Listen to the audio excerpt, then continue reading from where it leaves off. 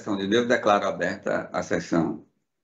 Cumprimento a todos, os colegas desembargadores e amigos dos advogados presentes e o nosso digno procurador, doutor Fernando Vasconcelos, está conosco na sessão de hoje. Todos bem-vindos a este julgamento. Quero comunicar aos advogados que tem processo de relatoria de doutor Eduardo Pinheiro, que ele está de licença médica, não pode participar da sessão. Então, quem pretender fazer sustentação oral não poderá julgar na sessão de hoje, será adiado. Eu vou só perguntar, porque aqueles processos que o advogado não comparecer ou não quiser fazer sustentação oral, podem ser julgados, que não depende da presença dele, o voto dele já está para análise. Então, começando, é o 29, o agravo instrumento 080, 1675, 64. Algum advogado presente neste processo para sustentar? Sim, excelência. Sim. Então, vamos...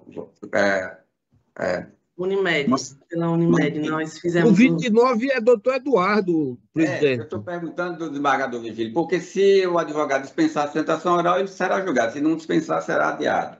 Não dispensamos. Então esse será adiado. A próxima sessão com julgamento presencial por videoconferência será no dia 30. 30? Obrigada. O 30 é o agravo instrumento 080, 42 de 77. Também, doutor Eduardo. Algum advogado mantém a sustentação ou dispensa? Sim, excelência. Não tem coro, não tem coro. Mantém a sustentação, então. Sim, excelência. Vamos esperar o retorno do doutor Eduardo. Obrigada. Ok. O 31, 0100, 151, 49. Algum advogado para sustentar nesse processo?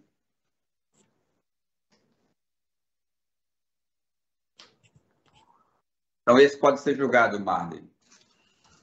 O 32, apelação 081, 26, 14, 72. Algum advogado para fazer a sustentação desse processo? Sim, excelência. Eu gostaria de fazer a sustentação. Então, será adiado para dia 30. Ok? Ok. 33, apelação 081, 82, 36, 45. Algum advogado para sustentar nesse processo? Ana Lúcia da Costa e Carlos Eduardo Cavalcante Ramos. Não, esse é o advogado. E Banco Mercantil. Algum advogado para sustentar nesse processo? Nenhum advogado. O processo pode ser julgado. 34. Apelação 083, 71, 72, 45. Jaqueline Alves é apelante. Algum advogado para sustentar nesse processo? Nenhum advogado, o processo pode ser julgado. 35. Apelação civil 083, 74, 13, 82. Manuel Tomás de Souza Filho. Plano Invest. Algum advogado para sustentar nesse processo? Nenhum advogado, o processo pode ser julgado. 36. Apelação 084, 33, 92. Maria de Lourdes Azevedo. Algum advogado para sustentar nesse processo?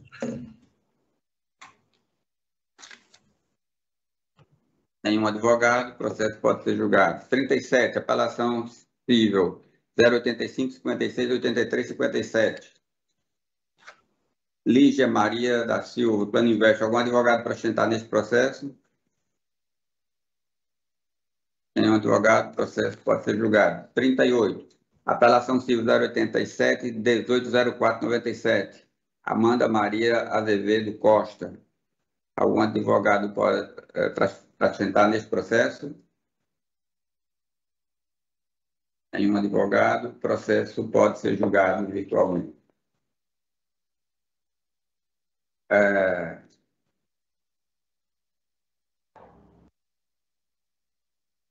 O processo 28, apelação civil 83, 45, 30, 65, apelante Marcos Aurélio Varela de Souza, Plano Invest. E Tem algum advogado para sustentar neste processo?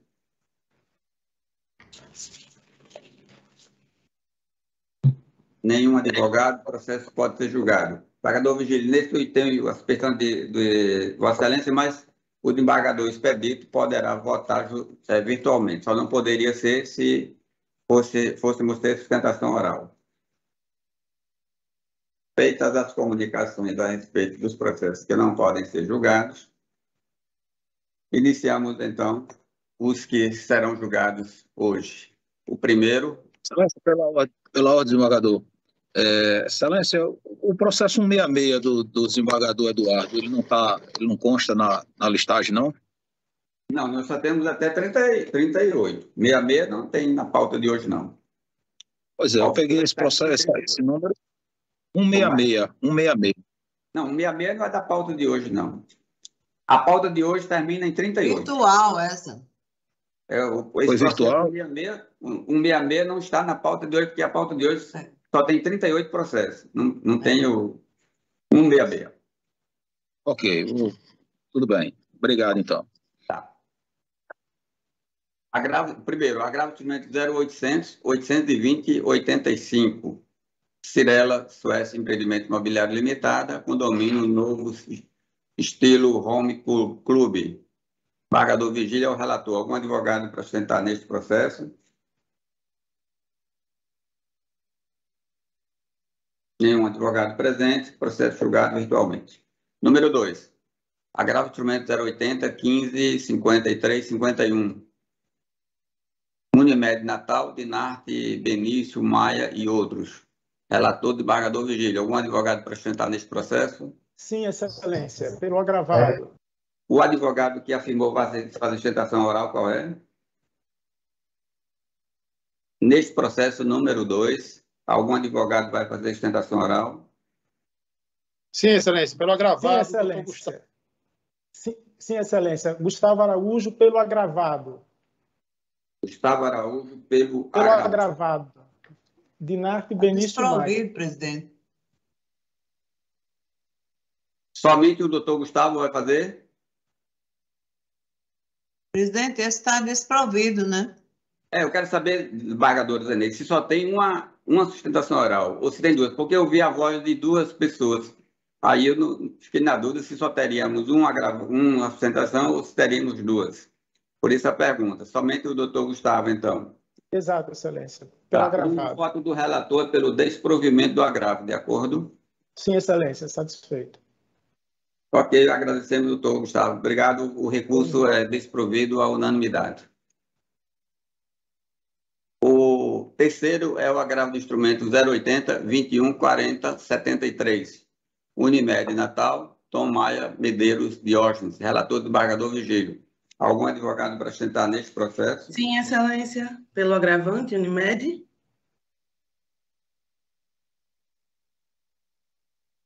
Pela Unimed, Vossa Excelência tem até 15 minutos, doutora. Bom dia a todos, bom dia, ilustres desembargadores e demais presentes. O processo trata de um tratamento multidisciplinar, né, uma criança com um transtorno do espectro autista, e ele busca a realização desses tratamentos com profissionais por ele indicados. Ele informou que veio fazendo esse tratamento de particular até cumprir a carência do plano, ultrapassou esse período de carência, foi ao plano de saúde. Indo ao plano de saúde, alega que os profissionais indicados pelo plano de saúde não são capacitados e não trouxeram melhoras para o tratamento da criança, conforme trazido na inicial. O juiz de primeiro grau, portanto, na decisão de tutela de urgência, entendeu por conceder, por deferir, e os tratamentos continuaram a ser autorizados e custeados pela Unimed com os profissionais que o beneficiário, que a parte autora, entendia devido. Dessa forma, vemos que o contrato de deslindação não está nos parâmetros contratuais. É ofertado pela Unimed, inclusive, a possibilidade de transição em que o beneficiário sai de uma rede particular ou de uma clínica que entende com prestadores particulares e passa a essa clínica.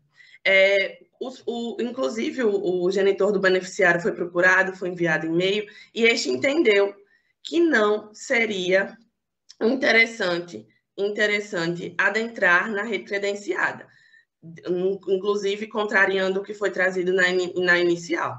Então, dessa forma, nós vemos que o interesse do beneficiário da parte agravada é que o plano de saúde custeie um tratamento fora da rede credenciada, tendo, inclusive, mais de 7 clínicas em Natal, ele também morador de Natal, em que é possível esse tratamento, o tratamento ser feito com profissionais capacitados dentro da rede credenciada.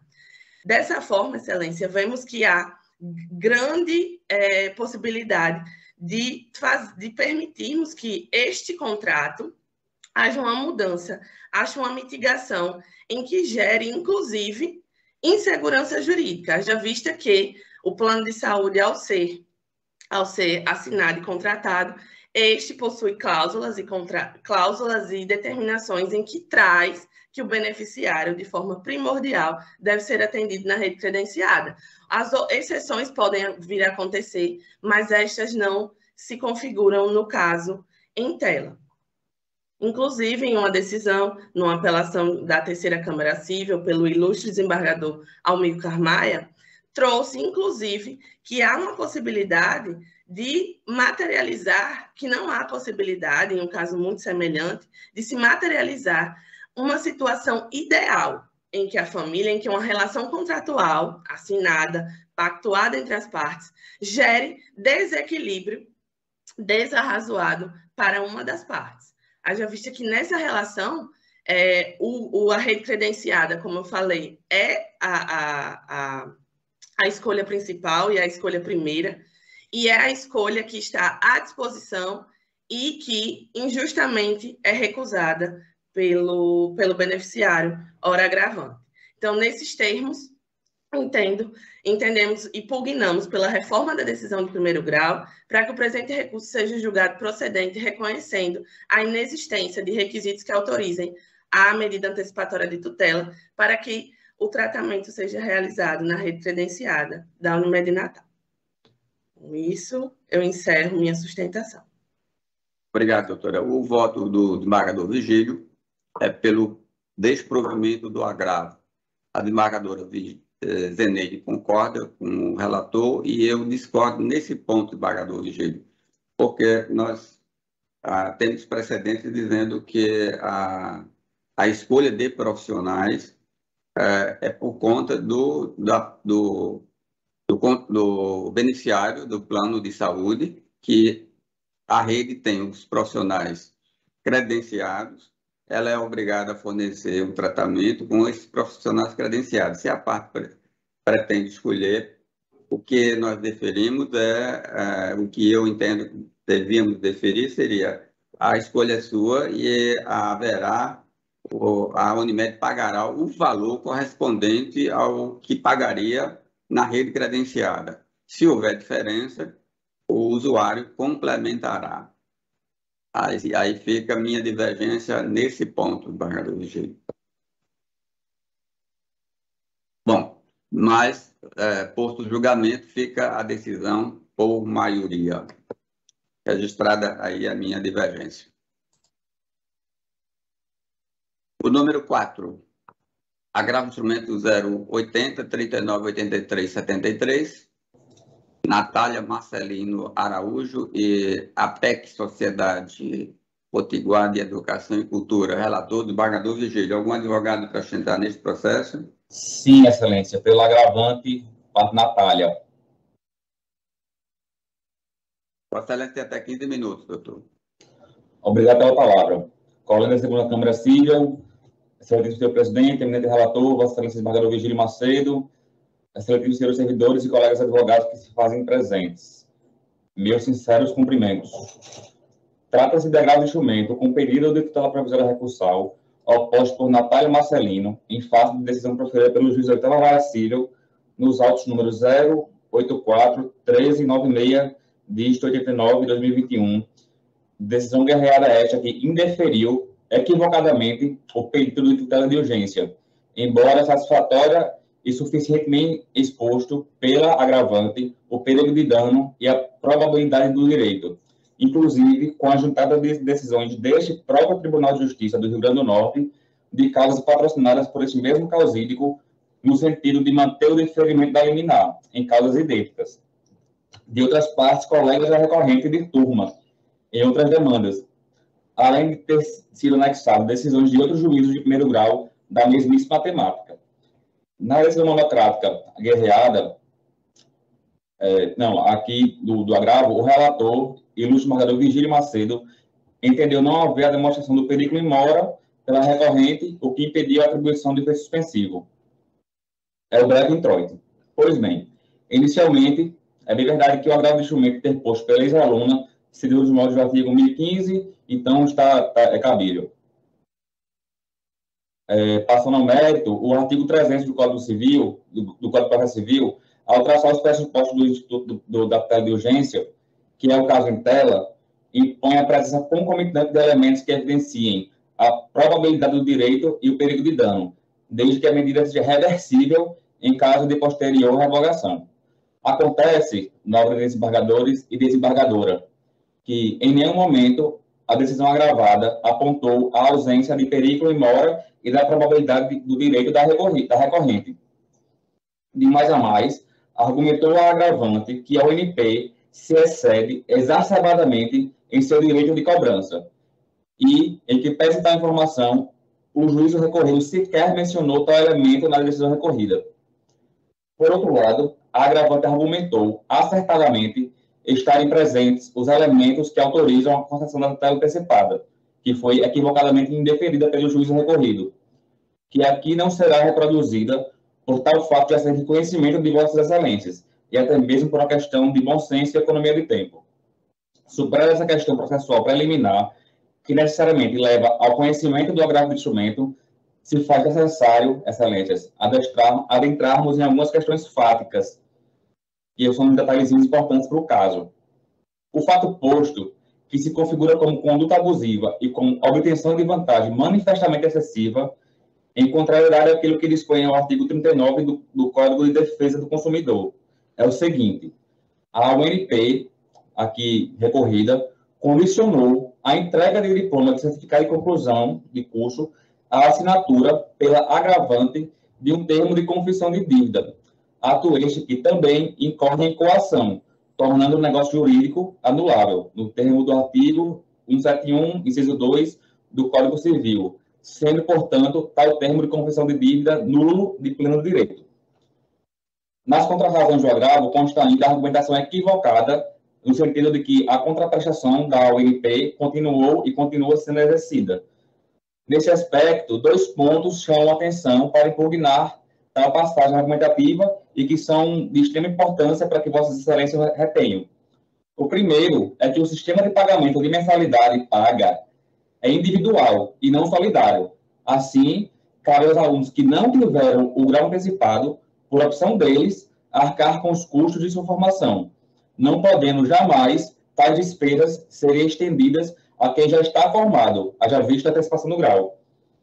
E também em razão da ausência de vínculo estudantil após a antecipação do grau, né? Obviamente, após o certificado entregue, não há mais nenhum vínculo, então não há nenhum serviço a ser prestado.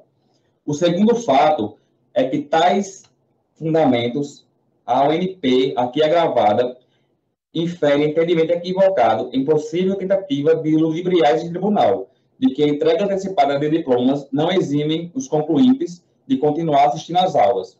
Todavia, excelências, este serviço educacional que a UNP fala que continuou sendo prestado, não foi e nunca foi prestado e fornecido pela UNP, conforme a própria UNP falou em e-mail que está anexado no agravo. Isto em função da antecipação da colação de grau, feita por mera liberalidade da UNP, e porque a matrícula da agravante, inclusive, não está mais vigente, haja vista seu cancelamento. Aliás, em razão do cancelamento da matrícula, devido à antecipação, a catraca da UNP não é mais nem liberada pela digital da agravante. Ela não tem nem acesso à escola mais. Então, é impossível que ela vá assistir aula se ela não tem nem acesso à catraca. Demais disso, conforme prova o histórico escolar em anexo, que também está nos autos, além de constar o status de formada, No sistema da UNP, todas as buscas realizadas pela recorrente em seu nome restarem frutíferas. Ou seja, a matrícula foi cancelada e quando ela busca pela matrícula dela no site da UNP, não aparece nada, porque não há mais vínculo estudantil. E nesta mesma tocada, em seu histórico escolar, dos componentes internatos, são vários, com informação, o campo situação, aproveitamento e aprovado. É apontado ainda na carga horária exigida o total de 7.460 horas, o que configura 100% das cargas horárias exigida pela instituição de ensino. Então, se a aluna já cumpriu 100% da carga horária, não há além disso para que ela assista de aulas. Logo, é evidente que a ex-aluna, frisa-se ex-aluna, já cumpriu 100% da carga horária exigida, não carecendo qualquer matéria pendente de conclusão. E, ainda assim, a recorrente vem sendo abusiva e ilegalmente cobrada por serviço que não foi e nem será prestado, sendo, portanto, equivocada a argumentação no sentido de que a antecipação da colação não exime a agravante de cumprir a carga horária integral, uma vez que a carga horária já foi cumprida conforme o documento anexo aos autos. Outro sim, ainda relacionado ao histórico acadêmico da consumidora, aqui recorrente, vemos que todos os componentes curriculares do 12º semestre dizem respeito a internatos. Isto é, embora a decisão que aqui está sendo agravada aponte que ainda deve arcar com os custos operacionais, tal argumento, novamente, não deve prosperar, uma vez que todas as matérias do outro semestre são rodando, né, entre aspas, os alunos ficam indo em hospitais de urgência e emergência, a exemplo do Hospital Giseu da Trigueira. Então, não há que se falar em custos referentes à estrutura da UNP, porque essa estrutura utilizada é de hospitais e não da própria UNP. E mais, a assinatura do termo de confissão, para que fosse possível, somente foi atrasada pela recorrida, pela UNP, nos primeiros dias do último semestre, que foi no dia 9 de julho de 2021. Convenientemente, de forma premeditada, a obrigar a realização de matrícula para vincular ao último semestre, que, sabidamente, a UNP saberia que não seria prestado, tão somente para buscar legitimar ilicitamente as cobranças. Desta forma, tenta maximizar seus lucros ilicitamente, haja vista uma possibilidade de apurar mais de 3 milhões de reais com essa manobra ilegal. Por fim, a agravante mostrou que, no caso entrante na primeira Câmara Civil, a iniciativa de antecipar a colação de grau veio diretamente da UNP, sem que houvesse qualquer pedido judicial da ex-aluna, aqui recorrente, no sentido de antecipar o grau, em que, naquele processo, o pleito liminar fora deferido e a UNP saiu derrotada em seu agravo de instrumento. Eu estou falando aqui do agravo de instrumento de número 081, 0213 68, 2021, de relatoria do desembargador Expedito Ferreira, que votou pelo desprovimento do agravo interposto pela UNP em causa idêntica, exatamente igual a que julgada, inclusive, eu sou o mesmo advogado nas duas causas. Então, qualquer decisão divergente geraria uma insegurança jurídica enorme, pois é minimamente crível que o mesmo escritório, em causas idênticas de clientes da mesma turma, obtenham resultados diferentes. Geraria uma insegurança jurídica teratológica. Por fim, já me direcionando para o fim da sustentação oral, é bem verdade que esta Corte da Corte de Justiça Potiguar editou a súmula número 32, observando que, abre aspas, a cobrança de mensalidade de serviço educacional deve ser proporcional à quantidade de matérias cursadas, sendo inadmissível a adoção de sistema de valor fixo. Assim, em que pese a matéria em debate em tais julgados seja proporcionalmente da mensalidade à quantidade de disciplinas, em analogia, se torna lógico que, se a diminuição de disciplinas impõe a redução proporcional das mensalidades, a completa ausência de prestação de serviço, obviamente, desautoriza a cobrança de qualquer contraprestação, levando à conclusão de ilegalidade da exigência das cobranças realizadas pela UNP. Então, roga que o presente agravo de instrumento seja conhecido e provido para que seja reformada a decisão recorrida para conceder a ordem liminar no sentido de que seja liminarmente antecipada a tutela para que esteja suspensa qualquer tipo de cobrança por qualquer meio, seja ligações para quaisquer números, especialmente para o telefone número 84 3201 4308, pertencentes aos avós da recorrente, que nada tem a ver com essa cobrança, e estão sendo importunadamente coagidos pelo MP, de forma ilegal, seja por cartas, e-mails, mensagens, etc., dos valores contidos no instrumento de confissão de dívida ilegal anexo, impedindo a MP de cobrá-los, bem como para impedir que a consumidora tenha seu nome inserido nos órgãos nos cadastros dos órgãos de proteção ao crédito. Haja vista o grave vício de consentimento existente, que é a coação, e a prática abusiva consubstanciada na exigência de vantagem manifestamente excessiva, ao cobrar por um serviço que não foi e nunca será fornecido. Requer ainda a fixação de multa diária em desenvolvimento da MP em caso de descumprimento no valor de R$1.000. É a minha sugestão. Obrigado pela palavra. Doutor, o voto do relator é pelo desprovimento do recurso. Os demais julgadores concordam com Sua Excelência, o recurso desprovido à unanimidade. Número 5, agravo instrumento 080, 40, 79, 88. Rubens Guilherme Dantas e Banco do Nordeste do Brasil, S.A. Relator, desembargador Vigílio. Algum advogado para fazer sustentação neste processo?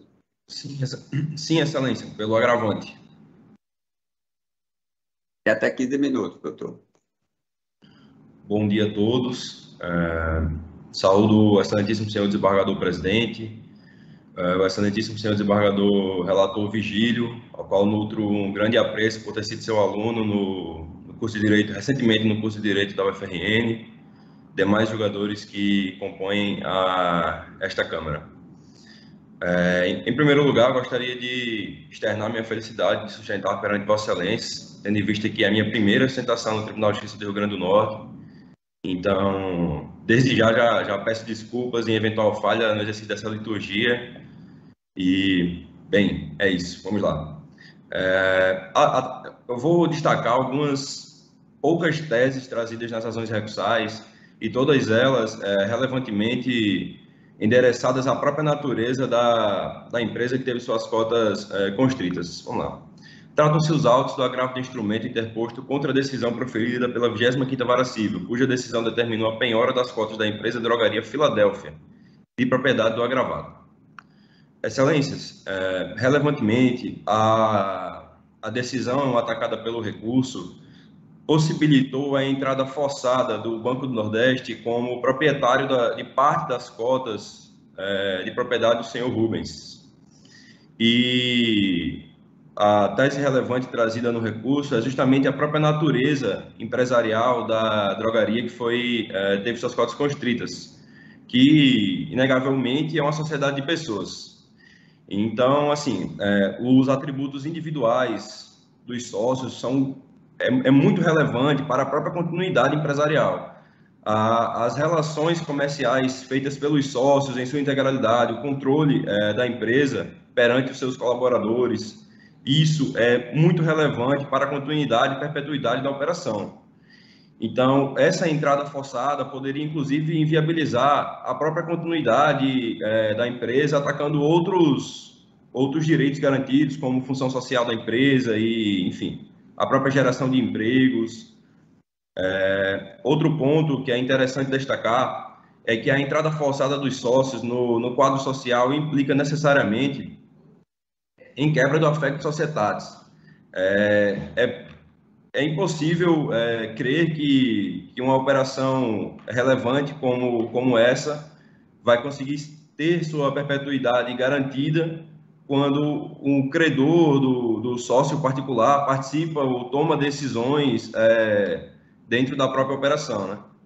Inclusive, nós trouxemos nas ações recursais menção ao contrato social, cláusula 11ª, onde assegura que, para a cessão de cotas, os demais sócios teriam que concordar, e isso também teria que garantir a própria condição de compra em iguais poderes. Então, assim, o teor do contrato social, numa lida, inclusive singela, já se percebe que é uma sociedade de pessoas. É uma sociedade que não admite a entrada irrestrita de outros sócios na operação. Então, trouxemos outras teses, mas o que gostaríamos realmente de trazer à tona é justamente essa característica pessoal da empresa que teve suas cotas constritas. E isso é relevante para garantir a perpetuidade da empresa e outros direitos também que decorrem da própria operação, que é bastante conhecida no Estado. Obrigado, Excelência. Essa é a minha breve sustentação. Obrigado, doutor. O voto do relator é pelo desprovimento do agravo. Decisão à unanimidade. Presidente. Oi, rapidinho, eu quero saudar o doutor Matheus, que eu tive o prazer e a honra de ter sido o seu professor na Universidade Federal do Rio Grande do Norte, e dizer que o doutor Matheus ele aprendeu muito bem as aulas de direito empresarial em teoria geral, e realmente ele reconhece o caráter de sociedade de pessoas dessa sociedade agravante. Ocorre, e que eu fiz observar, não sei se o doutor Matheus se lembra, é que essa posição de a impossibilidade de sócios estranhos ao quadro social nessa sociedade de pessoas não poderem nela ingressar, isso tem sido temperado pelo próprio STJ, que já tem posição firme, né?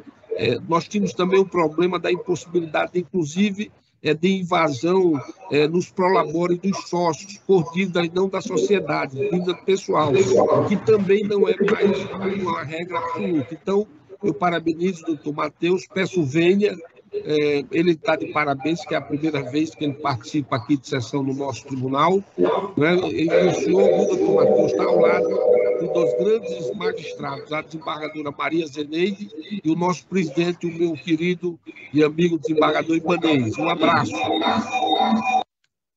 Ok, desembargador Vigílio. Obrigado, doutor. Próximo processo é o agravo instrumento número 6, agravo instrumento 080, 4306, 78. Pedro Lucas Gorque Azevedo de Oliveira e outros, e Álvaro Costa Dias e outros. Desembargador Vigílio é o relator. Algum advogado para se sentar neste processo? Eu, Excelência. Caio Vitor, pelos agravantes. Tem até 15 minutos, doutor Caio. Muito obrigado, Excelências. Um bom dia, desembargador relator, professor Vigílio, desembargador presidente, desembargadora Zeneide, colegas advogados e ilustre representante do Ministério Público. Excelências, eu não sei como é que está a votação já aí, mas mesmo que Vossas Excelências já tenham proferido seu voto, eu gostaria de chamar a atenção a Vossas Excelências para essa causa, porque é um tema que está sendo discutido, que eu reputo que seja muito caro à sociedade potiguar e brasileira de modo geral. O que é que se discute aqui, desembargadora Zeneide? Nós estamos tratando de uma ação popular. O prefeito Álvaro Dias, ele instituiu para si uma gratificação por participação em órgão de deliberação coletiva GETOM. E desde janeiro, desde início de 2022, ele vem recebendo essa gratificação. O que é que nós estamos pedindo na ação popular, representando vereadores do município? Nós estamos pedindo a suspensão do pagamento dessa gratificação. Foi uma gratificação que foi instituída, sim, a partir de uma lei, mas na ação popular, nós estamos pedindo especificamente a suspensão dos atos de pagamento que estão sendo realizados. E isso, Excelências, como muito bem pontuou o parecer da Procuradoria junto a essa Corte de Justiça, isso é plenamente possível em sede de ação popular, porque o que está sendo atacado é o ato lesivo à administração pública. Esse ato lesivo, Excelências, tem fundamento, sim, na Constituição Federal. O fato dele ser lesivo, a violação se dá à Constituição Federal. Mas isso se dá de modo incidental, porque a finalidade é justamente suspender a realização do pagamento desses pagamentos. É isso, inclusive, que está destacado no parecer da Procuradoria perante essa corte, e é o que está evidenciado no agravo de instrumento. Porque, excelências, o que diz o artigo 39, parágrafo 4º da Constituição Federal? Que a remuneração de agentes políticos tem que se dar por subsídio, vedado o recebimento de parcelas adicionais, inclusive gratificação. Então, como é que o prefeito de Natal vem recebendo, desde janeiro de 2022, uma parcela de uma gratificação? E, e o judiciário ainda não suspendeu esse tipo de ato de pagamento, está burlando, com todo respeito, uma regra cara da Constituição, que foi justamente para normatizar e regulamentar uma opção do Constituinte derivado de regulamentar essas formas de remuneração dos agentes políticos. E na capital do nosso estado, isso está sendo instituído sem qualquer insurgência do judiciário contra esse tipo de ato. E volto a dizer, excelências, o controle que se está pedindo aqui é meramente incidental. Os agravantes não estão pedindo de modo algum para retirar qualquer dispositivo da ordem jurídica local. O que se está pedindo é, olhe, como esses atos estão de pagamento, estão violando a Constituição, eles são lesivos, eles causam danos ao erário público, logo devem ser considerados lesivos, devem ser considerados ilegais e, portanto, devem ser suspensos. Ora, excelências, o que nós estamos aqui regulamentando, e obviamente pedindo em sede de tutela antecipada, é justamente que isso seja suspenso. Se eventualmente o prefeito, no julgamento de mérito, mostrar que uma gratificação pode ser paga e isso não é inconstitucional, ele volta a receber. Mas, por hora, o que a gente precisa é mostrada a fumaça do direito, mostrada a probabilidade do direito, é suspender esse ato, que na nossa leitura é claramente violador da Constituição. E, repito, não se está pedindo para tirar do ordenamento jurídico qualquer dispositivo legal. O que se está pedindo, em claro controle incidental, em claro controle difuso, próprio e legítimo das ações populares, como diversos precedentes que trouxemos no agravo do instrumento, com diversos precedentes que foram trazidos pelo Ministério Público em sede de parecer, é que esse ato seja suspenso. Então, excelências, é um tema que eu reputo muito caro. Como eu disse, não sei se vossas excelências já votaram nessa matéria, nesse caso específico, mas gostaria de pedir a atenção de vossas excelências, porque nesses casos está a própria sustentabilidade econômica. Porque isso aqui, excelências, é um caso que, como o tribunal vai se posicionar, vai pautar os municípios de todo o estado do Rio Grande do Norte. Porque se o Tribunal de Justiça diz, olha, prefeito pode receber gratificação também, além de subsídios. Como é que vamos ficar? Todos os prefeitos vão mandar projetos de lei para câmaras municipais para instituírem gratificações para si? O tribunal vai compactuar, com todo respeito, obviamente, as posições que eu respeito, Vossa Excelências já me conhecem um pouco, respeito às divergências e posicionamentos distintos, mas o tribunal vai compactuar com esse tipo de ruptura com a forma que a Constituição estabeleceu de remuneração dos agentes políticos? Então, eu peço, Excelências, e pediria a atenção especial de Vossas Excelências para essa questão, para justamente, acompanhando o parecer da Procuradoria junto a essa Corte, prover o agravo, suspender os efeitos desse pagamento, porque o caso, nitidamente, é de controle difuso, de controle incidental, O que se está pedindo, vou repetir, só para frisar, porque está destacado no parecer, inclusive, da Procuradoria. O que se pede é tão somente a suspensão dos atos de pagamento, o controle incidental e difuso é justamente com essa finalidade de suspender os atos de pagamento, o que é próprio de uma ação popular. Por isso, excelências, é que nós pedimos que vossas excelências acompanhem o parecer do Ministério Público nesse caso e deem provimento ao agravo do instrumento, suspendendo os atos de pagamento. E, como eu disse, é uma tutela que é plenamente reversível. Se o prefeito de Natal, futuramente, mostrar que a razão está a seu favor, ele pode reverter esses atos de pagamento e pode receber.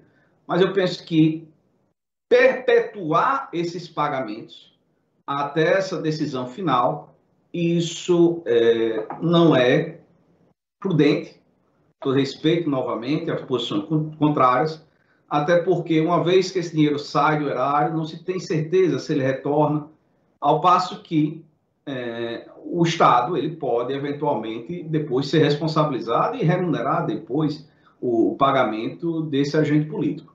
Mas, basicamente, excelências, são essas razões. Eu peço que vossas excelências analisem essa questão e deem provimento acompanhando o parecer do Ministério Público para prover o agravo de instrumento. Muito obrigado. Obrigado, Caio. O voto do relator é pelo desprovimento do agravo e a decisão é a unanimidade. Número 7. Agravo instrumento 080, 45, 20 e 69. Josué Lucas Rodrigues Moreira e outros, e Unimed Natal. Desembargador Vigílio é o relator. Algum advogado para sustentar neste processo? Pelo agravante, desembargador presidente.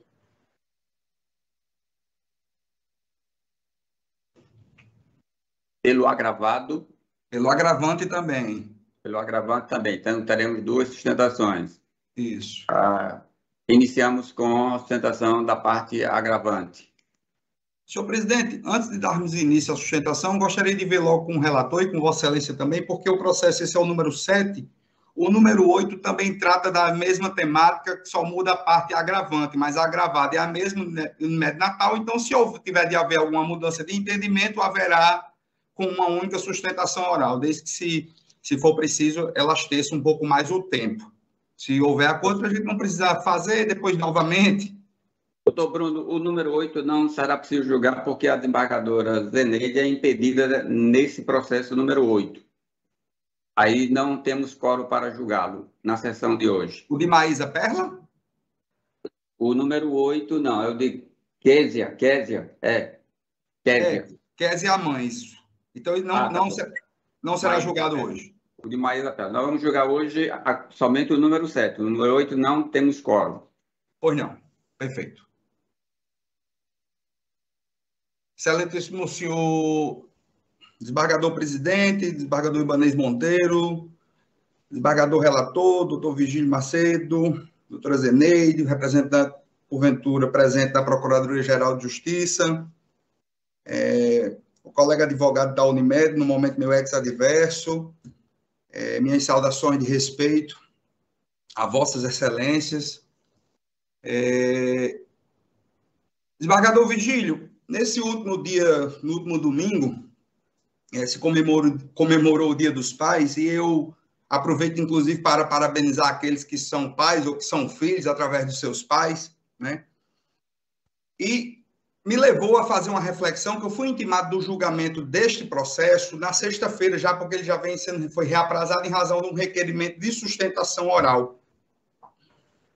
E eu fiz uma reflexão sobre a viabilidade ou não de insistir na sustentação oral, uma vez que eu já conheço mais ou menos o entendimento de vossas excelências, sobretudo de vossa excelência, o desembargador Ibanez, o qual a desembargadora Zeneide diverge.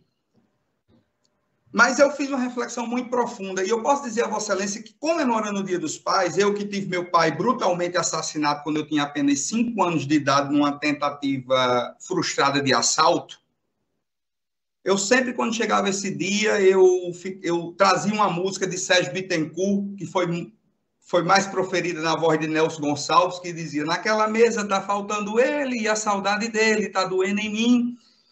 E a partir do dia 5 de dezembro de 2017, e mais precisamente em janeiro de 2020, quando eu fui pai e descobri o transtorno do espectro autista do meu filho, a música que passou a tocar e entoar no meu coração é uma música muito conhecida também de Toquinho, que diz: sou eu que vou seguir você, do primeiro rabisco até o beabá. Portanto, foi quando eu tomei a decisão de realmente insistir na sustentação oral. Sobretudo, para fazer de forma literal a parte que diz: sou eu que vou ser seu colega e seus problemas ajudar a resolver. Por que, desembargador Vigílio? Esse direito discutido no presente agravo é o que nós, operadores do direito, entendemos como um direito ingrato. Porque é um direito bom, mas é um direito mal interpretado. Não existe terapia aba escolar. Não existe terapia aba domiciliar. O que existe é a terapia aba aplicada em ambiente natural. E por ser uma criança, em ambiente escolar e domiciliar. Eu tive o cuidado, desembargador Ibanez, de ler mais uma vez a decisão interlocutória de Vossa Excelência, e eu falo isso muito tranquilamente porque Vossa Excelência já me disse em um julgamento, disse: olha, hoje eu posso não entender que haja essa obrigatoriedade como entendo, mas amanhã posso mudar de opinião. E o voto de Vossa Excelência, e Vossa Excelência, juntamente com o desembargador Vigílio, que são dois protecionistas do direito dos autistas, não menos verdade, a um julgamento anterior que ocorreu há poucos minutos, Vossa Excelência, apesar de Vossa Excelência, desembargador Ibanez, divergir em parte, mas Vossa Excelência concedeu um tratamento fora da rede credenciada e não é desrespeitando o contrato, não, é respeitando o contrato no limite da tabela, como foi o voto de Vossa Excelência, o doutor Vigílio deu integral, mas prevalecendo o direito da criança. O caso de Maísa Perla, que é o de Kézia, que não será julgado, mas seria em conjunto, para o senhor ter uma ideia, o laudo dela e o laudo de Josué, que está sendo julgado como agravante agora, são prescritos por profissionais credenciados à Unimed, onde ele, de forma muito objetiva, prescreve terapia aba com AT domiciliar e AT escolar. A terapia aba, como já dito por diversas vezes, não se trata de uma terapia isolada. É uma psicologia comportamental, onde foi notícia essa semana, desembargador Vigílio, por exemplo, uma criança que entrou num pula-pula e um menino coleguinha disse a ele: minha mãe disse para eu não brincar com você, porque essa criança era uma pessoa com transtorno do espectro autista. Então, essas pessoas com autismo, e aí eu lhe digo a Vossa Excelência, perdão pela falta do termo respeitoso, diga a Vossa Excelência com muita convicção, como advogado, e insisto em fazer essa defesa como pai também, que nós não estamos falando aqui como que eu ouvi, por exemplo, do desembargador Cláudio Santos, numa sustentação oral. Ele: olhe, é porque tem famílias que estão utilizando esses assistentes terapêuticos como funcionários. E eu não discordo, não, desembargador Vigílio. Porque em todas as áreas, em todos os ramos, existem os frutos podres. Há poucos dias, uma moça tendo filho, na hora mais sublime da vida de uma mulher, foi estuprada por um médico anestesista em extremo estado de vulnerabilidade. Há poucos meses, foi deflagrada uma operação na Bahia, onde foram presos advogados, afastados magistrados. Ou seja, o que eu quero dizer com isso? Em todas as áreas existem os frutos podres. Mas o que cabe ao plano de saúde, usar os meios necessários para investigar e, porventura, intervir. E não aqueles que nada têm a ver, pagar o pato por todos. Ah, mas não está no rol. Ponto 1. Julgamento do STJ sem estar na égide dos repetitivos. Ponto 2, 1º de julho de 2022, RN 539, que altera 465, fala sobre todos os métodos e abordagens prescritas pelos médicos. Inclusive, um dos médicos que mais prescreve terapia ABA, que não é o caso do julgamento de agora, seria do próximo processo, é o neuropediatra Júlio César Melquides. Júlio César Melquides, para quem não sabe, ele é o médico neuropediatra coordenador do Núcleo de Terapias Especiais da Unimed. E está aqui, tem laudo dele nesse sentido. Terapia ABA em ambiente escolar e domiciliar. Portanto, nós vamos tirar um tratamento, desembargador Ibanez Monteiro. O AT não é regulamentado. Sabe quem aplica o AT na clínica, desembargador Vigílio? O ABA na clínica, desembargador Vigílio? É o assistente terapeuta. O mesmo que não é regulamentado. Porque o psicólogo, o analista do comportamento, ele está lá para fiscalizar, supervisionar o tratamento. Os assistentes terapeutas são as mesmas pessoas, literalmente falando, os que estão na escola e os que estão em casa. Portanto, negar esse ambiente clínico é apenas negar a prescrição médica, onde fica a soberania do laudo médico. Não tem caráter pedagógico, não, desembargador Vigílio. É puramente comportamental. É psicologia comportamental que está incluso no rol. O tratamento psicológico. O assistente, como o nome já diz, é apenas um assistente. Ele é o aplicador do método, e isso a própria Unimed fala nas suas contrarrazões, nas suas peças recursais, a depender da posição que esteja no polo, no ativo ou no passivo. Então, se a terapia ABA, que inclusive o ministro Luiz Felipe Salomão, no voto dele, excluiu da questão da taxatividade, mas que é fato superado, entrou em rol pela RN 539, que essa questão de rol me causa arrepios. Me dói dentro do coração saber que um rol se sobrepõe a uma Constituição Federal que prevalece o direito à saúde. Me dói no coração saber que uma terapia ABA é tão mal interpretada e tão mal acolhida quando eu e quem convive no mundo do autismo sabe da importância. É preciso fazer uma reflexão, desembargador Ibanez. Doutora Maria Zeneide já vem seguindo o entendimento pela concessão. Doutor Amaury Júnior, da terceira turma, que tinha um entendimento de Vossa Excelência, na última sustentação oral, pediu para retirar o processo de pauta para fazer uma reflexão mais aprofundada. Doutor Ricardo Tinoco de Góes, da primeira Câmara Civil, no mesmo sentido, e nós estamos com decisões recentes das 3 câmaras nesse sentido. Uma de 22 de julho, uma de 5 de agosto e outra agora dia 12 de agosto, decisões liminares no sentido de conceder. Portanto, desembargador Vigílio, Vossa Excelência, que é um protecionista do direito dos autistas, porque quem conhece as suas decisões, e com todo respeito, eu lhe peço venha de dizer isso, Vossa Excelência está apenas interpretando de forma equivocada. A terapia ABA, por ser no ambiente escolar, ela não é uma terapia escolar. Por ser no ambiente domiciliar, é questão de ambiente natural. Quando essa criança se tornar um adulto, e se houver necessidade, como eu tenho clientes aqui no escritório, adultos que precisam de ABA, será em ambiente universitário. Então, será a terapia universitária? Não existe. O papel do assistente terapeuta, desembargador Vigílio, é agir na forma comportamental.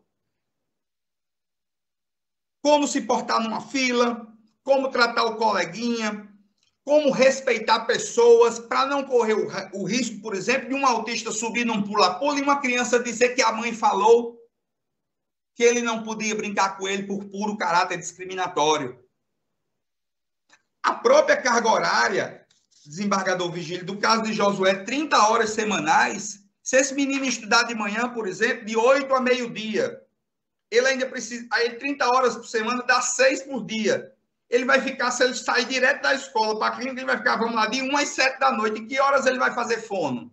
Que horas ele vai fazer TO? Que hora ele vai fazer psicomotricidade? Então, pela própria carga horária do tratamento, chega a ser óbvio que é um tratamento extra clínica. É uma extensão. Não chega a ser um home care, como o desembargador Ibanez diz, óbvio, mas é uma extensão do tratamento. E o próprio STJ, no agravo interno, no recurso especial 1756556, já diz que Não é abusiva a cláusula que exclui o tratamento domiciliar quando é essencial para garantir a saúde ou a vida do segurado. Portanto, desembargador Vigílio, eu lhe peço, se Vossa Excelência eu não tiver sido convincente o suficiente, porque minha intenção aqui em falar não é convencer por convencer, é mostrar uma realidade. Para evitar que, por exemplo, como a gente sabe nas rodas jurídicas, onde se fala que certas decisões administrativas foram tomadas com conhecimento do judiciário, e até onde eu sei, o judiciário, há 14 anos de advocacia, só toma conhecimento de causas quando os processos são ajuizados. Mas que Vossa Excelência, se for o caso de não mudar o voto, porque eu já sei que Vossa Excelência está tendencioso a negar o provimento do agravo, diante das colocações que foram feitas, que Vossa Excelência tire o processo de pauta, me oportunize conversar com Vossa Excelência, despachar pessoalmente, para que a gente possa tratar sobre essas terapias. Mas eu insisto, negar terapia ABA, domiciliar e escolar, é negar o tratamento.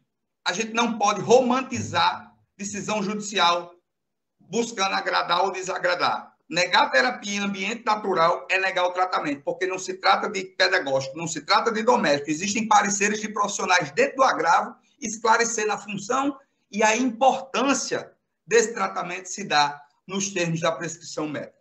Portanto, desembargador Ibanez, desembargador Vigílio, desembargadora Zeneide, está encerrando meu tempo, eu aproveito para renovar e suplicar que, além desse próprio processo, os próximos que chegarem a Vossas Excelências, sejam para julgamento ou para decisão de agravo, de liminar, que a gente possa ampliar o debate.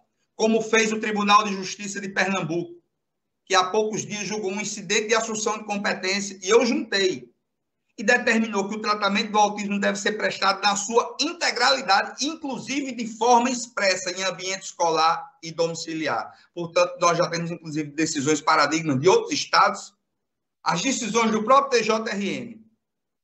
Então, para manter a dignidade, a saúde, com prevalecência, é que a parte agravante pugna pelo conhecimento e provimento do agravo do instrumento. É o que se espera. Obrigado, doutor. Quem vai falar pela Unimed?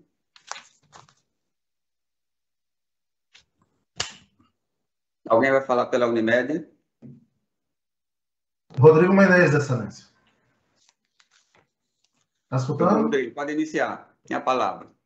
Bom dia a todos. Inicialmente, gostaria de saudar esta corrente da Câmara, na pessoa do seu excelentíssimo presidente, saudar o membro do Ministério Público, doutor Fernando Vasconcelos, saudar os colegas de advocacia na pessoa do doutor Bruno Saldanha, parabenizá-lo também por sua sustentação oral. Serei muito sucinto nas minhas palavras, né? Basear basicamente minha sustentação em dois argumentos, em dois pontos. E o primeiro ponto que eu gostaria de destacar para Vossas Excelências é que o assistente terapeuta efetivamente não é um profissional de saúde. Não há lei regulamentando essa profissão e qualquer pessoa hoje pode exercer a atividade. Basta você ter 18 anos e ter um curso médio. Então não há necessidade, não há a caracterização de um profissional de saúde. Quando o doutor Bruno assevera que a RN 465 fala, que foi atualizada, diz que todos os tratamentos prescritos pelo médico devem ser dados, também é na própria 465 que no artigo 6º ela diz que os procedimentos previstos no rol poderão ser executados por qualquer profissional de saúde habilitado para a sua realização, conforme a legislação específica sobre as profissões de saúde e regulamentação dos seus conselhos. Então, isso por si só demonstra que a própria 465 exclui a possibilidade do assistente terapêutico ser considerado como um profissional de saúde. Exclui ele do rol, né? E se não bastasse, né, temos que lembrar, destacar também que o STJ recentemente definiu que o rol efetivamente é taxativo, né? Em que pese a polêmica que houve nesse julgamento, né, não podemos esquecer que o equilíbrio econômico também do plano de saúde ele é fundamental. Eu gosto muito de fazer uma analogia com relação às companhias aéreas, por exemplo. A companhia aérea ela consegue definir o preço de uma passagem do ponto A ao ponto B, porque ela sabe exatamente o custo que ela vai ter nessa viagem. Se fosse permitido, então, imagine chegar o passageiro no dia da viagem, no aeroporto, e a depender do gosto do piloto, essa viagem vai ser para o lugar X, Y, Z. Como é que a companhia de saúde, a companhia aérea, poderá definir um preço nessas condições? Impossível. Tanto ela pode errar para mais como para menos. Não podemos deixar, Excelência, que seja feita dessa forma, junto ao plano de saúde. Por isso que o rol taxativo ele é fundamental, porque na hora que você contrata o plano, você sabe exatamente para que vai servir aquele plano. Quais são as medidas que serão que são cobertas por aquele plano, né? Por fim, lembrando ainda também que na situação dos assistentes terapêuticos escolares especificamente, tem escolas que sequer permitem, Excelência, que haja entrada dos assistentes. Os assistentes ficam à distância, ficam longe dessas crianças, não é permitida a entrada das crianças em escolas, na sala de aula, melhor dizendo, e isso mostra que, de fato, não há necessidade tão grande de haver a prestação relacionada ao assistente terapêutico em ambiente escolar. No domiciliar, como o doutor Bruno mesmo disse, e o doutor Cláudio Santos disse, a gente vê, de fato, casos dessa forma, mas eu não entro nem no caso de que pessoas se aproveitam disso, mas eu não entro nem nesse mérito. Eu gostaria realmente de focar que o rol não prevê e que, conforme a gente juntou no ofício 64 da ANS, 64 de 2022, está nos autos, a ANS responde confirmando que o assistente terapêutico não está na cobertura obrigatória do rol, especialmente aquele que é o domiciliar ou escolar. O ambiente clínico, onde há um responsável técnico, onde há uma estrutura, onde há, dentro da clínica, a autorização, por exemplo, numa Covisa, esse sim o plano está obrigado a dar, e ele vem concedendo isso. Então, gostaria de encerrar aqui brevemente as palavras, pedindo seja negado provimento ao agravo do instrumento. Obrigado, doutor. Senhor presidente, eu sou o relator, gostaria de usar da palavra. Perfeito, Eduardo. Os advogados sabem disso, os meus colegas aqui, tanto a desembargadora Maria Zeneide quanto o desembargador Ibanez, o Ministério Público também, na pessoa do doutor Fernando aqui, sobre a minha posição a respeito dessa questão, sobretudo diante da última decisão do STJ, que foi temperado o voto do ministro Salomão e faz do voto do ministro Ricardo Cuervas, Vilas Boas. Eu tenho, os meus votos são nesse sentido de que é absolutamente direito do paciente, no caso, ter o método ABA sendo deferido em clínica. Não é isso, desembargadora Zeneide? Eu sei que a desembargadora tem uma posição mais aberta. Mas há um detalhe que o doutor Bruno muito bem frisou, né, e que eu vou pedir, senhor presidente, para tirar o processo de mesa, que eu vou fazer uma análise, não precisa conversar com o doutor Bruno, porque eu já sei a posição dele, mas eu quero examinar mais, vamos dizer assim, um pouco, esse detalhe da questão da prescrição médica. Então, eu prometo trazer, senhor presidente, o processo na próxima sessão por vídeo, que é no dia 30 de agosto, não é isso? Perfeito, presidente. Desembargador. Então, fica tirado de mesa e no dia 30 eu retorno. Obrigado, presidente. Senhor presidente, só para confirmar, esse processo número 8 que a desembargadora Zeneide está impedindo, ele também vai ficar para o dia 30 já, aprazado automaticamente? Aprazado automaticamente, doutor. Dia 30. Tá bom. Abraço, doutor Ibanez, Rodrigo, doutor Vigílio, doutora Zeneide, tudo de bom. Aliás, eu ainda tenho o 22 e o 22 com Vossa Excelência. Vou aguardar um pouco mais. Tá. O número 9 é o agravo de apelação 0100-389-11. Maria Ferro Peron e outro de condomínio Pipa Rios. Desembargador Virgílio é o relator. Algum advogado para fazer sustentação nesse processo? Sim, excelência. Sou eu, Mário Formiga, eu sou advogado e também sou autor. O nome está até correto, né? Houve uma digitação em tribunal e está diferente. Eu sou o autor, meu nome é Mário Formiga Marcelo. E tem um outro que chama-se Alfredo, que é um outro... Doutor Mário, fala por qual das partes, a parte apelante ou pela parte apelada? Pelo apelante. Sou autor apelante. Desembargador, ele é advogado? Eu sou advogado. Muito bem, doutor Mário. Ok. Gostaria de até 5 minutos, doutor Mário, para iniciar. Esta relação, ela cuida de um tema que foi polêmico há algum tempo no Brasil e que tinha a ver com a utilização de condomínios residenciais para a prática de atos comerciais, as imobiliárias, principalmente, essa caracterização. Eu busquei a justiça para que o condomínio ficasse restrito à sua finalidade. Né? O que estava escrito no Código Civil, na Lei Geral de Condomínios e principalmente na Convenção, que dizia desde a fundação que o condomínio é exclusivamente residencial. Não se permite, por ser compatível, a utilização do condomínio residencial com fins lucrativos, comerciais, massivas, rotativas, práticas diárias. Só para você ter ideia, houve meses em que mais de 200 pessoas ficaram hospedadas no condomínio com 53 casas. Tá? A média desse condomínio estava girando de 2.200 pessoas por ano. Era mais do que um hotel. Isso é um hotel bem sucedido, é um empreendimento de alta, vamos dizer, magnanimidade lá em Pico. Então, eu, que tenho que até um tempo estava vendo um colega aí falar e que precisava de sossego, de paz, de tranquilidade, comprei uma casa desse condomínio.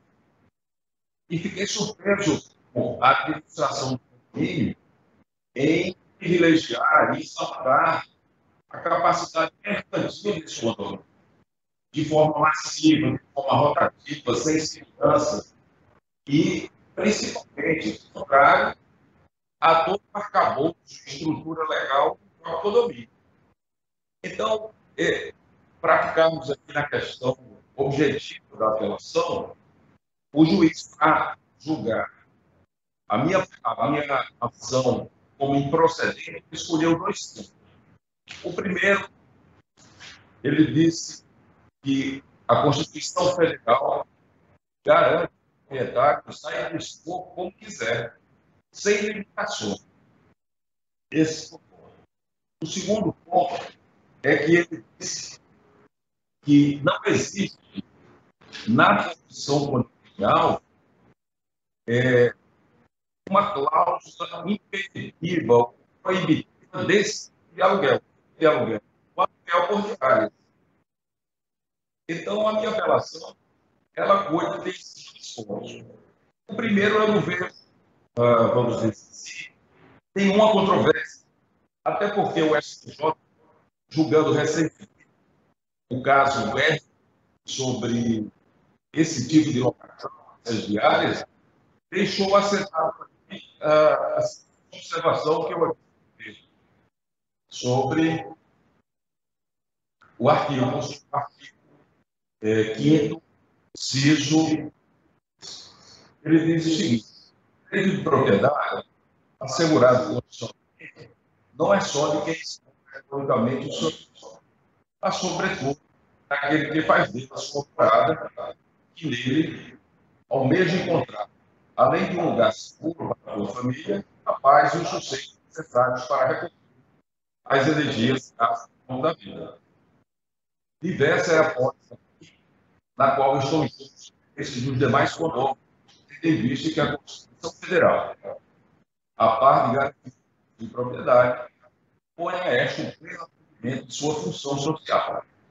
A partir de tal chega-se à conclusão de que a exploração econômica de unidades autônomas, mediante locação por vícios prazos, caracterizada pela eventualidade da transitoriedade, não se compatibiliza com a destinação exclusivamente residencial atribuída ao condomínio.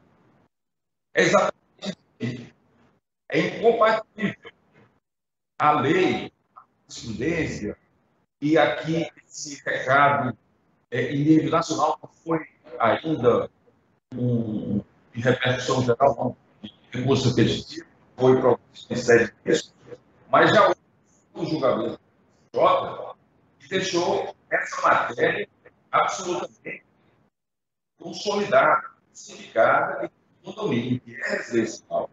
Não pode explorar, nem os seus proprietários, esse tipo de locação contrativa, massiva, orgânica.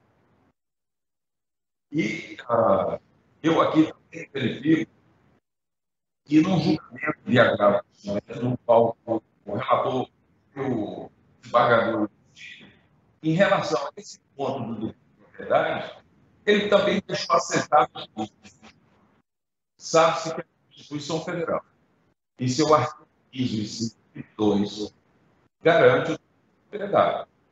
Ademais, quanto ao artigo 300 do Código Civil, o condômino pode usar e dispor de sua unidade livremente. Ocorre que, especialmente tratando de condomínios edilícios, o direito atual não pode se sobrepor aos demais condomínios e da coletividade, admitindo, portanto, limitações ao seu exercício. Então, veja bem isso. Quando o juiz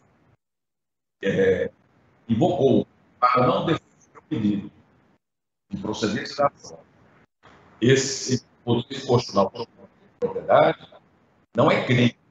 Ele não trampar no nosso ordenamento jurídico, tribunal, principalmente depois da posição firme, categórica, translúcida, STF não, STJ.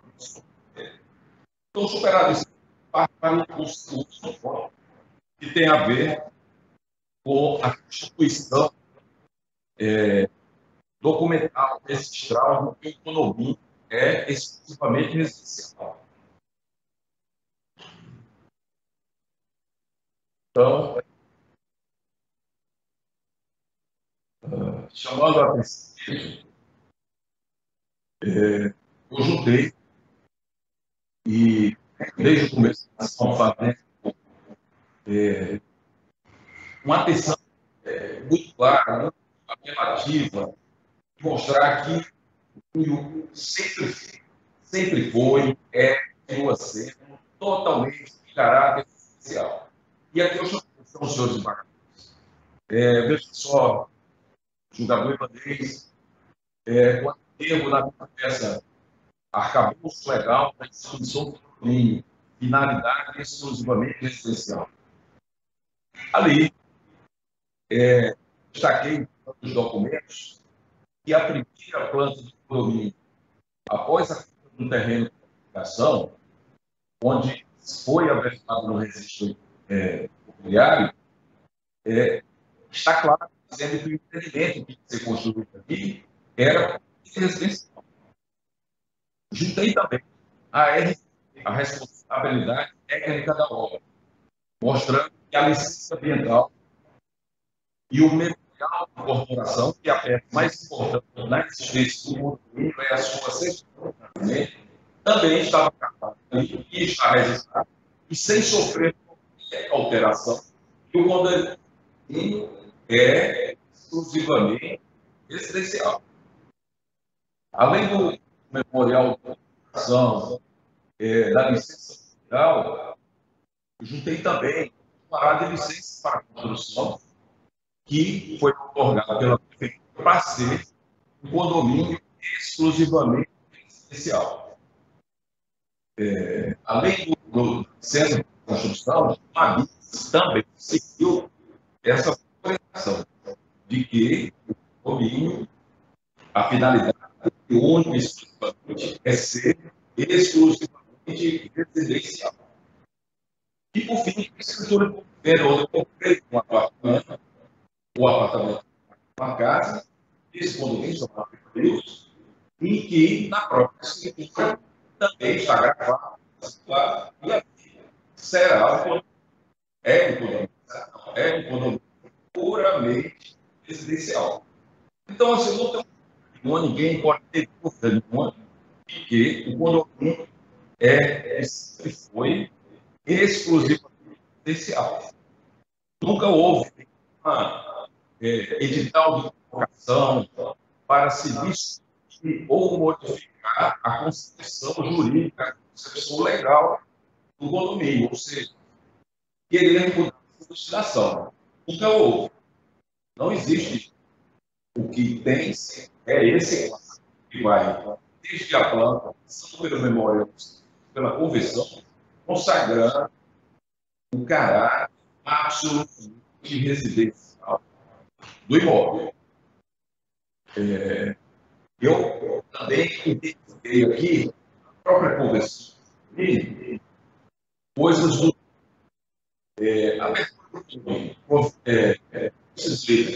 abro aspas, convenção do condomínio residencial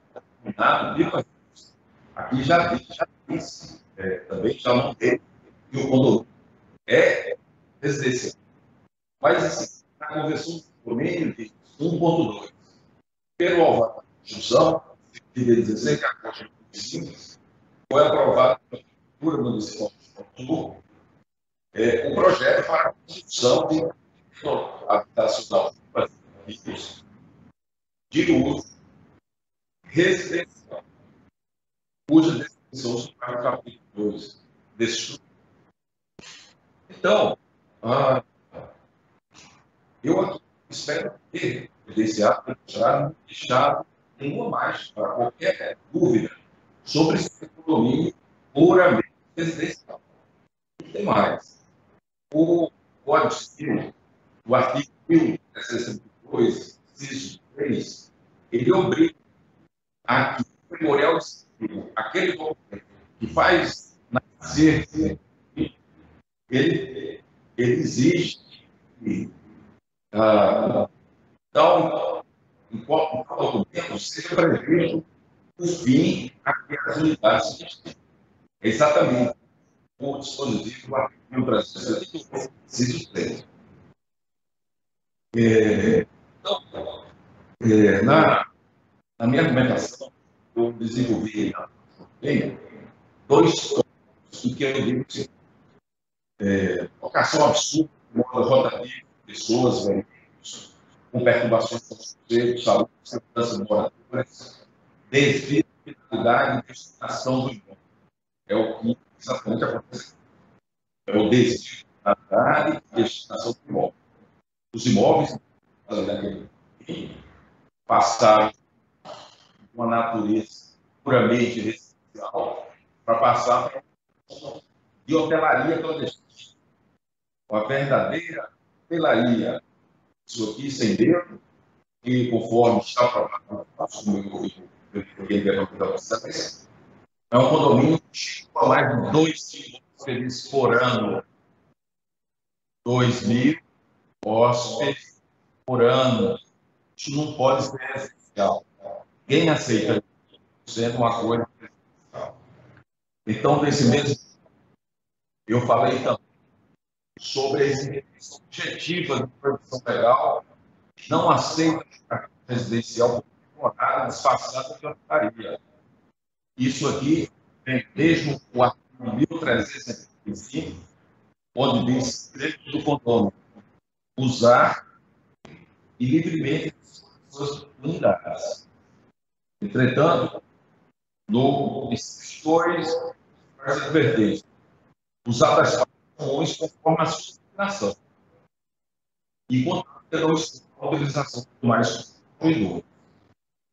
Mas, no artigo 306 do Código Civil, se diz expressamente o seguinte: são deveres do condomínio, inciso 4, dar às suas partes a mesma destinação em edificação e não se utilizar de maneira potencial Doutor Mário, tem 1 minuto para terminar. Dos consumidores. Aqui é claríssimo. Se o condomínio é residencial, o proprietário não pode dar outra destinação diversa da residencial. É uma extrapolação, é rasgar esse artigo 1336 do Código Civil, claro. O artigo 177, eu até está aqui popular o artigo 10 da Lei Geral do Condomínio, que reforça essa ideia do condomínio residencial não poder praticar e desviar sua finalidade para ser um condomínio comercial. Tomário, seu tempo terminou. Tomário, seu tempo terminou. Intensa de locação. Então, o artigo 10 diz a defesa... Doutor Mário, está me ouvindo? Doutor Mário, por favor, está me ouvindo? Oi? Seu tempo terminou. Doutor, então eu estava empolgado até com a minha leitura, mas agradeço a atenção de Vossa Excelência e apenas informo que o STJ enxutei no acordo aí dois... Seu tempo terminou, doutor Mário. Seu tempo terminou. Muito obrigado. Ok. O voto do relator é pelo desprovimento do recurso. Decisão unânime. Número 10. Apelação civil 0800-307-30. Adailma Valério da Costa e DNA Vida Exame de Paternidade e Diagnósticos Moleculares Limitados. Desembargador Vigílio é o relator. Algum advogado para sustentar neste processo?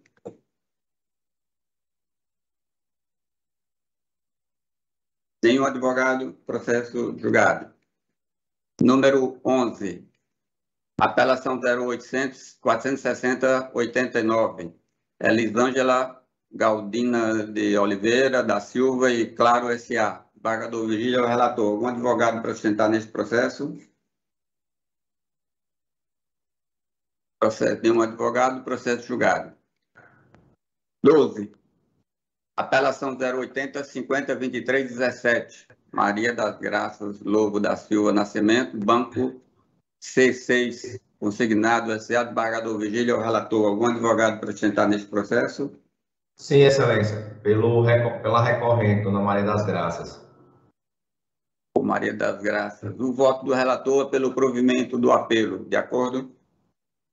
Só o valor que eu decido se dispensa ou não a sustentação, Excelência.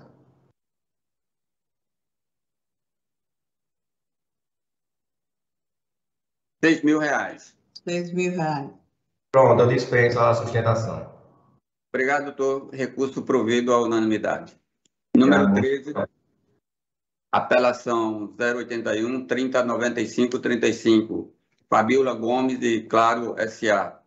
Algum advogado para sustentar neste processo? Nenhum advogado, processo julgado. 14. Apelação 081-95-65-45.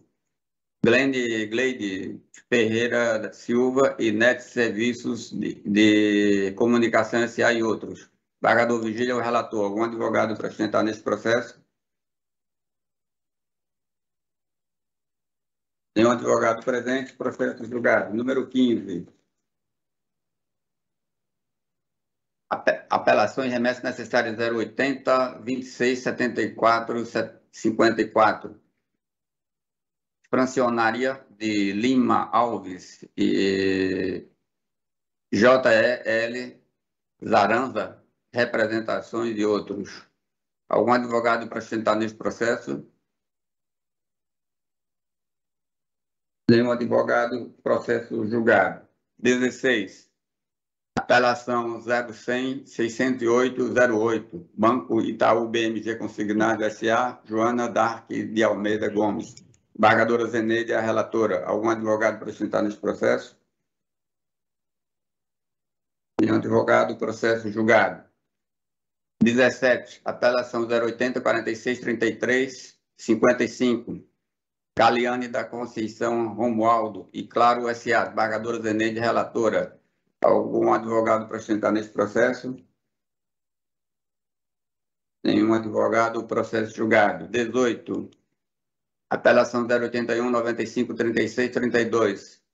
João Maria Lopes da Silva e Gaia Crédito Segundo, Companhia Securitizadora de Crédito financeiros, SA e outros. Desembargadora Zeneide, relatora. Algum advogado para sustentar neste processo? O advogado, processo julgado. 19, apelação, agravo de instrumento 080, 4605, 55. E7. Unimed Natal, Isabelle Adassa Brito de Oliveira. Sou o relator. Algum advogado para apresentar nesse processo? Sim, Excelência. Olha, nós temos dois processos, o 19 e o 22, que são aquela mesma matéria do processo da última sustentação oral. O desembargador Vigílio foi o relator e ele retirou de mesa. Neste processo, o desembargador Vigílio funciona também. Eu vou perguntar ao desembargador Vigílio se ele vai pedir vista deste processo, desses dois processos, desembargador Vigílio. Qual é o número, desembargador Ibanez? 19 e 22. Tratam é aquele que o doutor Bruno... É aquele que o doutor Bruno falou? Que trata das terapias em ambiente domiciliar e escolar. Vossa Excelência está dando o voto de Vossa Excelência pelo provimento ou não? No 19 é pelo provimento, que é meu entendimento. E no 20 é pelo desprovimento, porque o recurso, as partes são invertidas aí. O 20 é da APEC, né? Não, é 19 e 22. 22. Maria Helena e Unimed. Se Vossa Excelência, eu vou, a exemplo do que fiz, para não ser incoerente, não é desembargadora Zeneide, eu vou pedir vista, presidente. Tá. Então, o doutor Bruno fica para o dia 30. Se o desembargador Vigílio, o voto agora é com ele. Se ele trouxer em mesa com o processo que ele tirou de mesa, serão julgados todos no dia 30. Perfeito. Ok, Excelência. De acordo. Então, 19 e 22, vista ao desembargador Vigílio. O número 20 é o agravo de instrumento 080, 51, 16, 53, que é a APEC e Renata Micheline de Medeiros Muniz. Neste processo, o número 20, algum advogado para sustentar? Nenhum. Processo julgado. 21. Agravo de instrumento 080, 5702, 90. APEC e Ana Carla de Moraes Pérez. Sou o relator. Algum advogado para sustentar neste processo? Desembargador Ibanez, por favor, Vossa Excelência está votando aqui. Esse caso é o quê? É transferência de aluno de medicina ou é expedição de diploma? Não, desembargador Vigílio, no 21. No 21.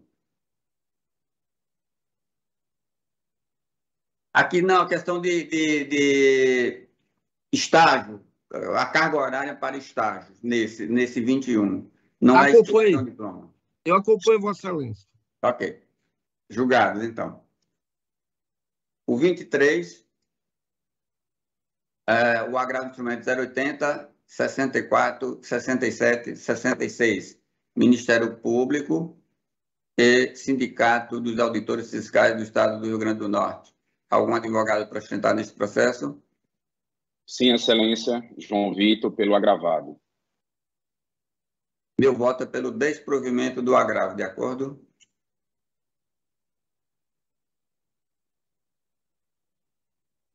Doutor João Victor, de acordo, meu voto. Perfeito. De acordo, Excelência.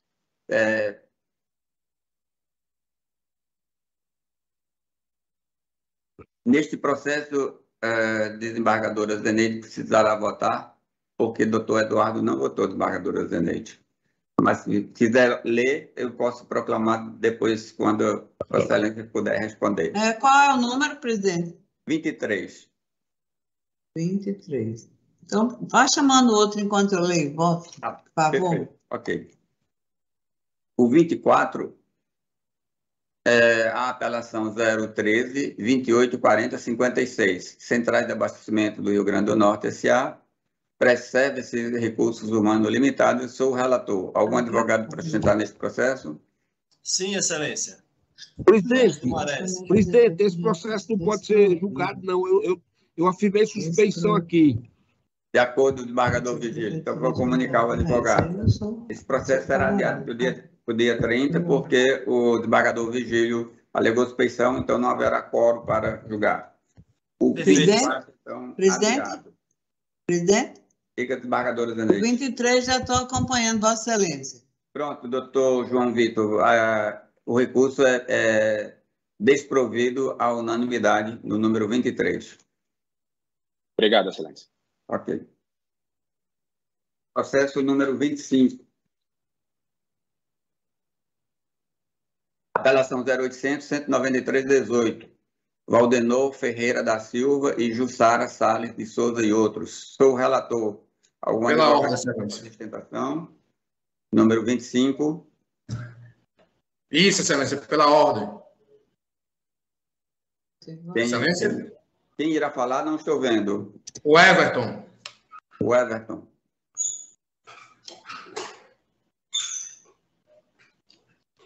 Fala por qual das partes, doutor? Pela parte apelante ou pela parte apelada? Isso, pela parte apelante, Valdenor. Doutor, vai fazer a sustentação, por favor, o CNJ regulamentou, tem que estar de paletó e gravata. Isso. Vossa Excelência está de paletó e gravata? Excelência? Alô? Estou ouvindo. Estou de paletó, só não estou de gravata. Então, a regulamentação é que nós todos devemos estar de paletó e gravata. Eu peço 1 minuto, 30 segundos. Então, eu vou chamar o próximo, enquanto você providencia uma gravata. Pronto, rapidinho. Ok. O 26, apelação 080, 38, 44, 56. Naceli Maria Araújo do Nascimento e Humana Assistência Médica Limitada. Sou o relator. Algum advogado para fazer sustentação neste processo? Nenhum advogado presente, o processo está julgado. O número 27, eu pedi para retirar de mesa. Julgaremos em momento posterior, é outra sessão. Então, só faltamos, pela minha chamada, só falta o 25, que o advogado está providenciando a gravata. Aguardamos um instantinho. Algum advogado que está presente na sala tem processo que não foi chamado? Eu chamei todos que estavam em condição de julgar. Excelência, o 31 da ordem ele foi retirado de pauta. O 31, eu acho que Vossa Excelência não viu, é o processo de relatoria de doutor Eduardo, e eu perguntei se tinha advogado presente para fazer sustentação oral. Não foi respondido, eu dei como julgado, mas o direito é seu. Pronto. Na verdade, é porque eu acho que foi na hora, foi logo no início, foi? Foi logo no início, sim. Poderia, pelo menos, informar o resultado do 31, por gentileza? Provido parcialmente, vou dizer como. Provimento parcial para homologar a desistência do pedido de reintegração no cargo e extinguir o processo sem resolução de mérito, exclusivamente em relação a tal pedido, mantidos os demais termos da sentença. Ok, excelente. Muito obrigado. Ok. Pronto, doutor Ué. Desculpa a falta da gravata. Resolvido, né? Dá tudo certo. Vamos lá. Então, Vossa Excelência fala pela parte apelante. Isso, Valdenor. Tá. Tem até 15 minutos, doutor. Primeiramente, bom dia aos ilustres desembargadores, na pessoa do relator e aos demais colegas presentes na sessão. Eu vou iniciar a sustentação oral lendo as palavras da 8ª Procuradoria de Justiça em um processo semelhante, com o mesmo objeto e mesma causa de pedido. A ilustre procuradora, no despacho dela no parecer, ela relata: do auto processual se extrai que o concurso público foi homologado na data de 23 de 1 de 2020, tendo seu prazo de validade encerrado em 22 de 1 de 2022, mas o ente público prorrogou o edital do concurso na data de 2/2/2022, com efeitos retroativos a 28/1/2022. Ou seja, além de terem feito a prorrogação de um certame já vencido, prorrogaram com a data errada. Pois, na verdade, o certame ele venceu no dia 22/1/2022 e fizeram a prorrogação para o dia 28/1/2022. Então, no meu entender, fizeram tanto a prorrogação extemporânea de um ato já nulo, pois não tinha certame para eles fazerem a prorrogação, uma vez que já estava vencido, e, além do mais, fizeram a prorrogação para a data do dia 28/1, quando, na verdade, se venceu em dia 22/1. Então, foram 2 atos nulos feitos consecutivamente pela administração pública. Além do mais, Vossa Excelência, o processo somente foi feito essa prorrogação justamente após a Prefeitura receber a intimação da apelação. Então, até a data da gente ter entrado com a apelação no direito líquido e certo que tínhamos, uma vez que quando entramos com a apelação estava vencido o certame, não havia nenhuma prorrogação. Então, 10 dias após receberem a intimação do mandato de segurança, eles prorrogaram o certame. E, além do mais, no mandato de segurança, fizeram sua defesa do mandato de segurança como revel, pois já tinham passado o prazo para a defesa do ente requerido já tinha vencido. Mesmo após o prazo vencido, fizeram a defesa. Então, eles foram revel no mandato de segurança. Mesmo assim, o juiz de primeira instância não deu a procedência do nosso pleito. Então, somente após a validade, e depois que entramos com o mandato de segurança, 10 dias após eles receberem a intimação do mandato de segurança, foi que fizeram o efeito retroativo. Porém, o concurso venceu em dia 22/1, não no dia 28, como eles promulgaram o efeito do certame. Então, foram dois atos nulos, só para pactuar e para fazer um breve resumo. Entramos com o mandato de segurança, depois de vencido, 5 dias após vencido o concurso. Somente 10 dias após o ente requerido receber a intimação do mandato de segurança, eles fizeram a prorrogação do concurso. Porém, o certame venceu em 23/1/2020. E eles prorrogaram com efeitos para o dia 28/1/2022. Então, prorrogaram com a data errada. Mesmo essa prorrogação sendo entendida como legítima, foi feita com a data errada, pois o concurso venceu dia 23/1, não, dia 22/1, não dia 28. E, fora isso, eles foram revel do mandato de segurança, uma vez que somente se manifestaram após o vencimento do prazo dado pelo juiz de primeira instância. E, mesmo assim, não logramos êxito no mandato de segurança de primeira instância. Então, assim, são 3 atos feitos processualmente considerados nulos, Excelência. Concluiu, doutor? Concluído. Meu voto é pelo desprovimento do apelo. Os demais julgadores concordam. Decisão à unanimidade. Recurso desprovido. Concluído, então, todos os julgamentos possíveis para a sessão de hoje. Encerramos, assim, a sessão judiciária. Passamos à pauta administrativa. Doutor, pela ordem, tem um processo que eu solicitei a sustentação oral. Eu estava vendo aqui na secretaria. Foi feito dentro do prazo, mas não foi colocado em pauta hoje. Tem que ver, porque eu não sei qual é o processo. Como é que eu vou resolver se eu não sei nem qual processo e por que não foi incluído em pauta? Todos os pedidos normalmente são incluídos em pauta. Isso. Era essa divergência que a gente estava vendo na secretaria. Eles pediram para entrar no link para verificar a possibilidade da sustentação.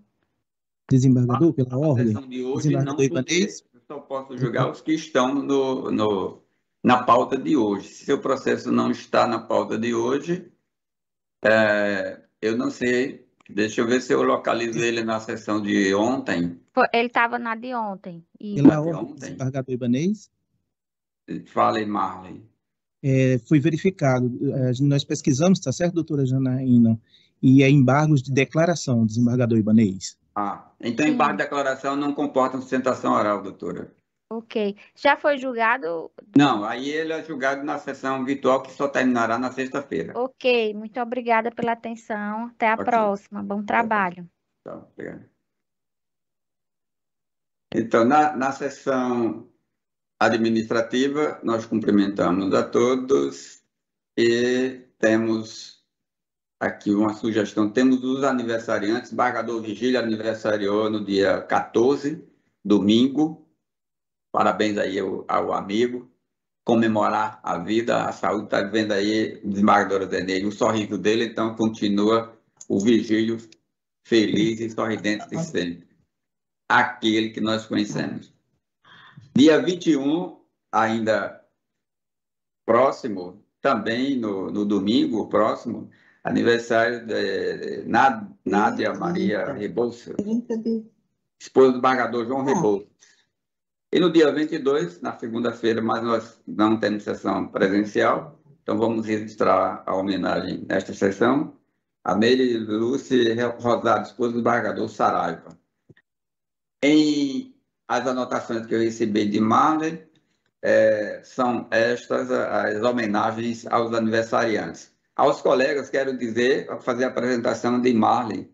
Marley é o novo funcionário da redação judiciária, que foi nomeado agora nessas nomeações recentes da presidência e está colaborando com os redatores de ata nas férias, nos afastamentos, em todas as ocasiões.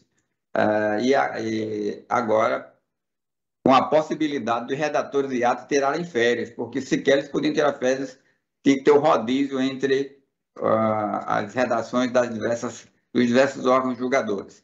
Marley é um desses que chegou nessa equipe nova. E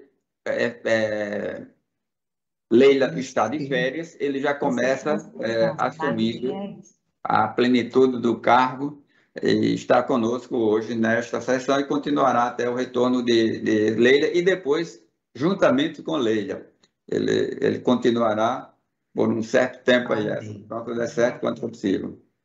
Bem-vindo, Marley, aos trabalhos de nossa sessão, agora com a estreia sua, que antes era só acompanhando Leila. É isso. Embargador Vigílio, tem a palavra para as proposições aí, que Vossa Excelência tiver. Nada a propor, senhor presidente, apenas agradecer as congratulações de Vossa Excelência. Muito obrigado. Embargadora Zeneide. Presidente, ratificando aí o que foi dito em face do aniversário do nosso querido Vigílio Macedo, que Deus lhe dê muita, muita saúde e que faça com que ele fique assim, com esse sorrisão, ultimamente, que só são sorrisos. Parabéns, viu? E o segundo, eu queria deixar registrado, eu não sei se eu já fiz descarte o aniversário do Colégio das Neves, eu acho que, não sei se Madley pode me dizer alguma coisa, mas completou o Colégio Nossa Senhora das Neves 90 anos, que foi fundado no dia 5 de agosto de 1932 pelas irmãs da Congregação das Filhas do Amor Divino, e eu estudei nesse colégio e fico muito feliz com mais um ano que ele tem à frente, levando a educação para todos. O segundo registro, senhor presidente, é o aniversário da BANT, Base Aérea de Natal. A Força Aérea Brasileira está ali incrustada na minha terra, lá em Parnamirim, quando os americanos chegaram após os franceses e os italianos. Então, 80 anos, tem uma longa programação, inclusive com a Esquadrilha da Fumaça, e que encanta qualquer um de nós que a gente nunca vê nessa esquadrilha. Então, gostaria de fazer esse registro também dos 80 anos da Base Aérea de Natal. E só, senhor presidente. Registramos, então, aí aprovamos as homenagens propostas pela desembargadora Zeneide. Doutor Fernando, quer fazer? Excelência, eu gostaria de, em primeiro lugar, me associar, né, aos votos aqui de parabéns que já foram trazidos, né, as homenagens, né, ao Colégio das Neves, que a desembargadora Zeneide fez também. Eu fui ex-aluno de lá também, estudei alguns anos naquele colégio. E um abraço especial a desembargador Vigílio, essa pessoa querida por todos, que esse novo ano que se inicia para ele seja repleto de muitas coisas boas, sobretudo muita saúde, né, que é o bem maior que a gente precisa para caminhar, né, nessa terra. Dar as vossas boas-vindas também ao Marley, que integra, né, passa a integrar a equipe aqui da segunda Câmara, e agradecer mais uma vez a acolhida aqui, né, nessa Câmara, né, um abraço aos desembargadores Zeneide, Ibanez e Vigílio, que são muito cordados, sempre muito cordados, né, com o Ministério Público, e desejar uma semana abençoada para todos nós. É isso, Excelência. Muito obrigado. Obrigado, doutor Fernando. Um abraço a todos, muita paz, muita saúde, uma excelente semana para todos. Um bom dia e que tenham todos uma excelente semana. Encerramos aqui a sessão administrativa.